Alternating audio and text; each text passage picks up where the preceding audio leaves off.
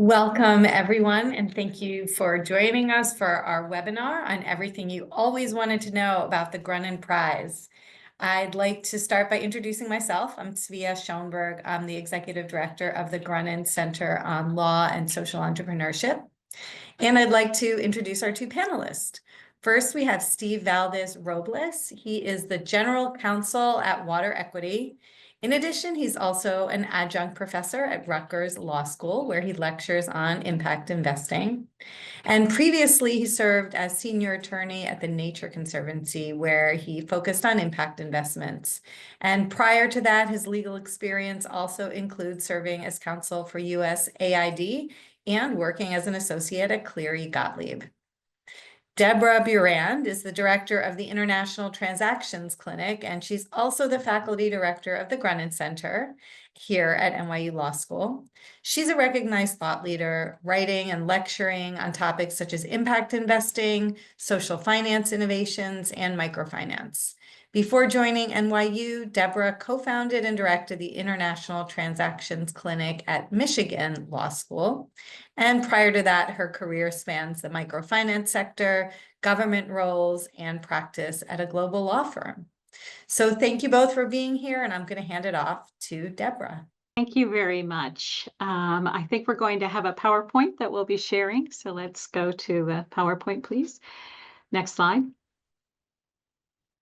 So the Grunin Center started in 2017, and even at that point, we knew we wanted to have a prize that would recognize and celebrate the extraordinary contributions that lawyers are bringing to the fields of impact investing and social entrepreneurship.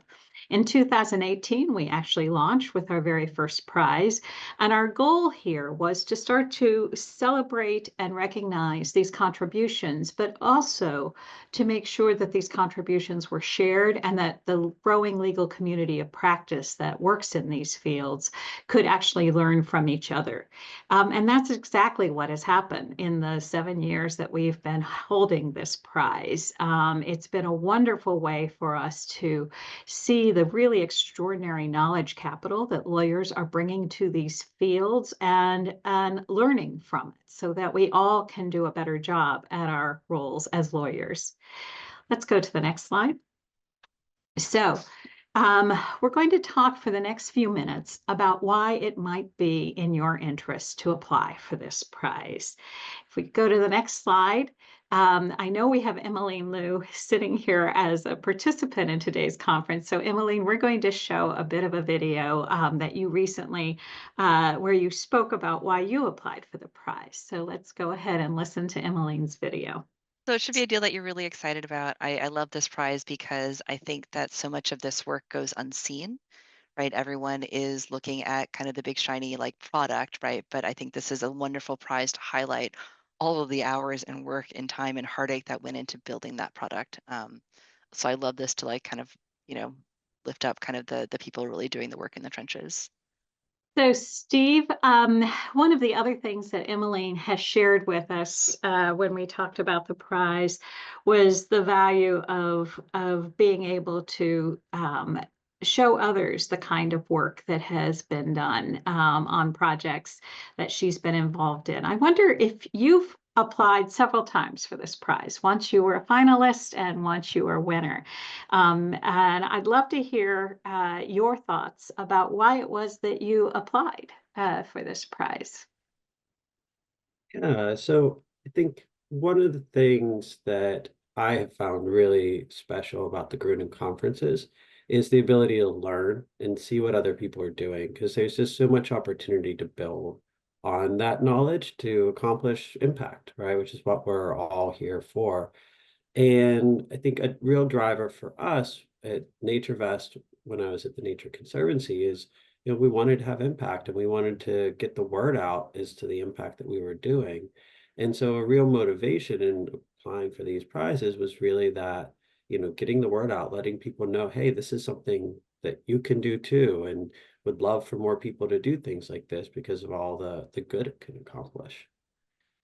When you look back at this, what did it mean for the Nature Conservancy and the legal team, both the in-house and external counsel, to be a winner of the prize, or even just be a finalist? I think being a finalist alone is incredibly wonderful and impactful. I mean, it's a recognition of all the work that goes into what we do. I think Emmeline said it really well. Like, there's just so much that's going on behind the scenes that people don't necessarily see or appreciate or recognize. And so simply being recognized as a finalist is a huge accomplishment. It allows you to really, show the world, hey, we put in the effort and this is what we were able to do. And of course, winning the prize is even better. That was a wonderful experience, and really being able to showcase the project in a different light.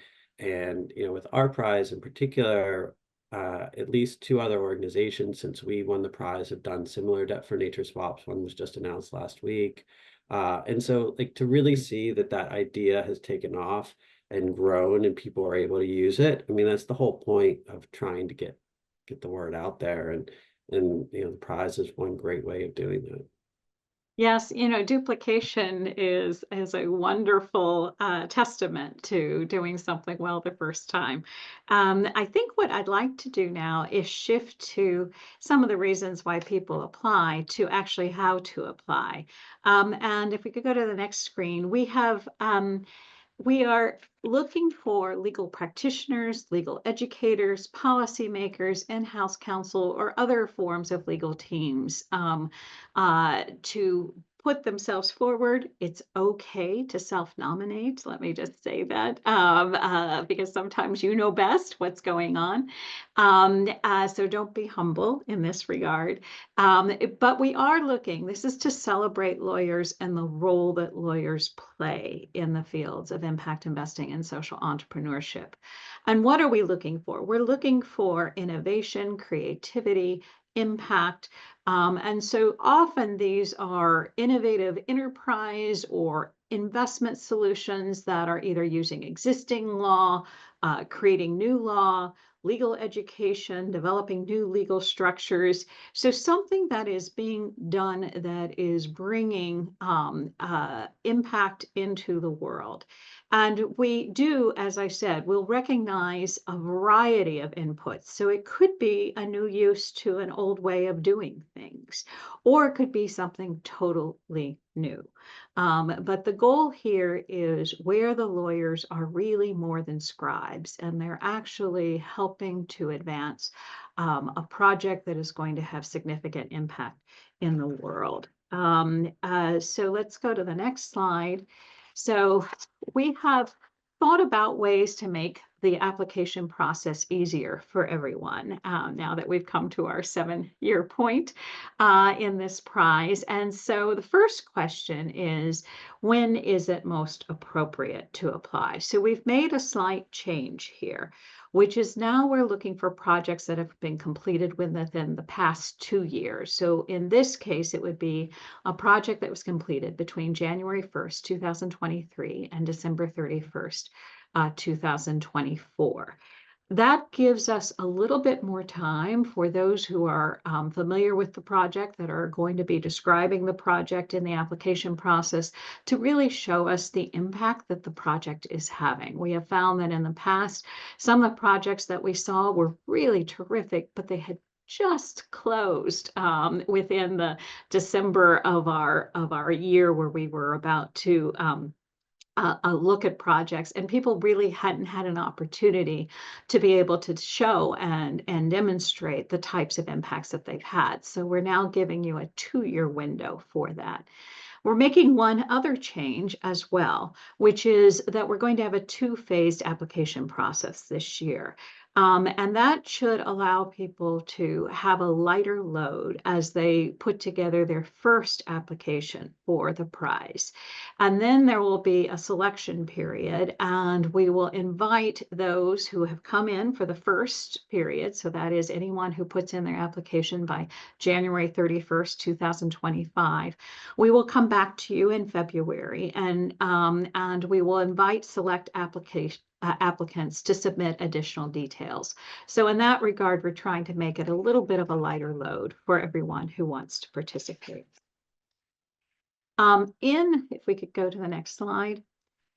In this first phase, that is those applicants that are putting this together for January, these are the types of questions that you will be asked to answer. We'll need to know the nominating party information, and as I said, you can self-nominate, a summary of the project, describe and explain the innovation, explain the impact, give us a sense of the replicability or scalability that you anticipate this project having. Very important, the role of the lawyers, how they were key to this project going forward, what the broad goals of the project are. And because of the interest we have in being able to share information about these projects, we do need to understand what needs to be treated confidentially and what in fact can be shared more publicly. And so as you'll see on this slide, there's additional information, including the submission form, if you go to the Grunin Center website. So let's move to what then happens in the second phase. So if you are asked to provide additional answers, then we will be opening a second phase in which you will be asked to give a one-page schematic of your project. That could be a picture, could be a deal chart, something that shows us in a visual way what this project was about. At this point, we would also be asking for 2 references. Optionally, although I would highly encourage it, this is an opportunity now for you to give expanded answers to the following questions. And these were questions that before you were limited to just giving 100 words. Now you could tell us even more about the innovation, the impact, the replicability and scalability, the role that you and the lawyers played, and the goals of the project. Okay, let's go to what makes for a compelling application, because I think that is probably the key question that I get asked the most. If we could go to the next slide. So what, as we said, we are looking for is we're trying to reward innovation, the potential impact, replicability, and scalability of projects and solutions that are developed by lawyers to advance these fields. So the bold language here is really what you want to keep in mind as you're thinking about putting together an application and whether your project is a project that you'd like to bring to our attention. So let's go to the next slide. Steve, I'd love to hear a little bit more about your journey in applying for the Grunin Prize, because I think you've had some interesting insights about when you decided to bring a project forward, when you thought, well, maybe it's not quite right time. So if you could just walk us through how your first experience of applying for the Grunin Prize shaped actually your second time that you came to us with a project. Absolutely. I think for me, the experience of the Cumberland Forest interview process was really helpful and enlightening when I, came around in the Blue Bonds project, which did win the prize. There's a typical prize application. I think that we all see it's really about the deal. What the deal do? What did it, how much money was it? What was the big splash impact? And for the Grunin Prize, it's much more than that. And that was one of the things in my first interview I just wasn't fully prepared for. Jay really pushed me to answer questions like, what was the role of the lawyer? Why was the lawyer so special here? What did you do that was different here than just papering or more than just scribes, as Deborah likes to say? And why is this important? What does your organization hope to get out of the prize? Why is it important for your organization to have this? And, those just were, I of course came up with an answer, but I just don't feel like those were great answers, things that I was particularly ready to prepare for.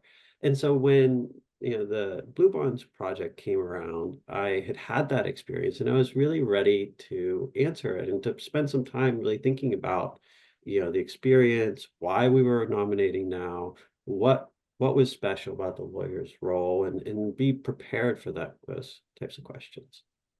That's really helpful insight to give. You also now have been very generous in giving your time to us, and you have sat as a judge of the Grunin Prize for the last 2 years, both in 2023 and 2024. And we're delighted that you're doing it one more time for us. So thank you for that, Steve. What insights do you have to offer now that you've seen this process from the other side? Well, it's kind of like a wow, that, the quality of the projects, the amazing things that people are doing. Every one of those finalists that comes in, it's really just so impressive and, for me, fun. I'm one of those lawyers who loves being a lawyer and loves like the intricacies of the deal. And so it's also been really fun to get to learn in greater detail, what these teams have been doing. And so I think some of the standouts for me, I mean, there were the first two things that I mentioned about what I went through with 2020, learning from 2020 and 22.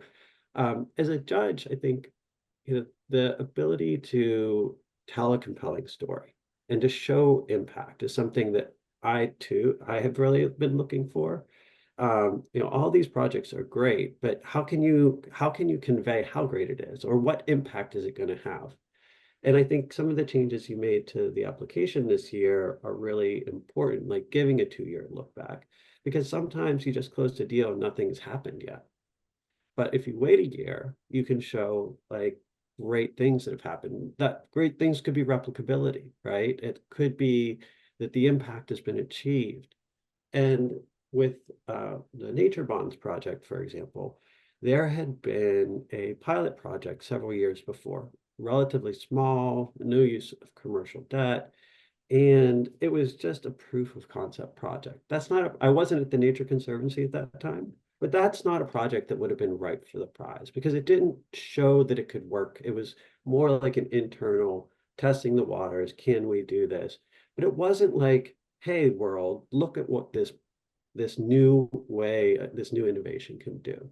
And so I think that was also, I think as a judge, as one of the things that I look for is where in the process is this? Is this a ready to show the world and highlight to the world? Or is it a, wow, this was a great pilot, but, are you there yet?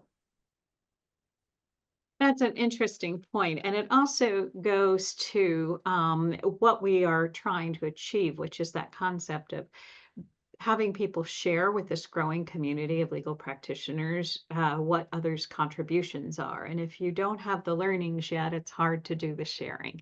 And I think that's a really interesting point that you're making. For those who have not been in this process before, let me just describe what happens for the judges and for you. If you are a finalist, you'll be invited to join us on the Monday before the start of the annual Impact Investing Legal Working Group and Grunin Center Conference. In 2025, that means the judging panels will be held on Monday, June the 2nd. You will have a chance to meet 2 different sets of judging panels. So that'll give you twice the opportunity to introduce your project so that if you aren't able to say everything you want to in your first interview with judges, you'll have another opportunity to bring some points up with your second group of judges. But these are relatively short interviews that we're asking people to participate in. And then the award ceremony will be held on Tuesday evening of the conference. And in this coming year, that will be June 3rd, 2025. So let's take a quick look just again at the judging criteria. We've covered this already, but just again to remind you that we're looking at projects that have innovation, that are have impact or the potential to have significant impact, and that are likely to be replicable and or scalable so that they are not just one-off transactions. All of this goes to something that Steve just mentioned. If we could go to the next slide, which is the question of, is your project ripe? That is this the right time to bring your project forward? There have been a number of situations in the past where I've had to talk with some folks and say, we really thought this was an interesting project. Could you bring it back to us next year, after it's gotten a little bit more of its sea legs underneath us. So I think we have a clip of Emmeline again, describing how she thought about when a project would be right to be brought forward as a potential project for the Grunin Center Prize. A good test of a project that I think would be good for the prize is one that you want to share, right? Like you've got a problem and you found a solution. You're like, oh, this worked for me. This was really hard to find. I want to tell everybody about it because I think this is a great structure that no one's thought about in this way that could really move markets, right? So it's something that you don't want to keep to yourself. It's something that you're like, I want this platform so I can tell everybody like securitization, securitize impact assets, like do like this cool thing, like go out and like, bring capital into this market that's really hard to fund. So I would say that's a really good test. Like if you're excited about it and you're like, I wish more people were doing this, that's a great reason to apply for the prize. I love that quote by Eveline and her enthusiasm. Steve, again, what would you say as sort of advice for when to bring a project forward? So I think Emmeline, as she is always so eloquent, said it very well. And a corollary to that is if you want to keep this as your special sauce because you're going to market it and you don't want to tell the world in detail what you did, that's also not really a ripeness. That's perhaps not the time to bring the prize, because this prize is about letting the world know how you can do this, because we're trying to spread innovation, we're trying to spread impact. And so one of the things that we've looked at is actually the applicant ready to share? Are they willing to share enough? I mean, obviously we're not going to share your detailed deal documents, but are you willing to share enough information about your project that people can really learn from it, and that you're really spreading that word? And some do share their deal documents, so I don't want to, but I think that is an important part of thinking about whether you are ready to apply and whether this is the kind of prize that you want to put your hat in place and see if you could get this type of recognition. With that, I think I'd like to hand this, if we go to Svea, to just give us sort of final statements about the prize process and what's coming next. Yep. Thank you so much, Deborah and Steve. Just wanted to recap, if you want to reach out to us for any reason with any questions, please contact me, contact the Grunin Center email address. We have a lot of information on our website on the application process. Remember the key deadline of January 31st to get your phase 1 application in, and our key dates of June 3rd and 4th. That's when our conference will be held. And we're going to be announcing the winner on the evening of June 3rd. So I hope your hat is in the ring. Share widely. We'll be posting on LinkedIn as well. And please stay in touch. So thank you.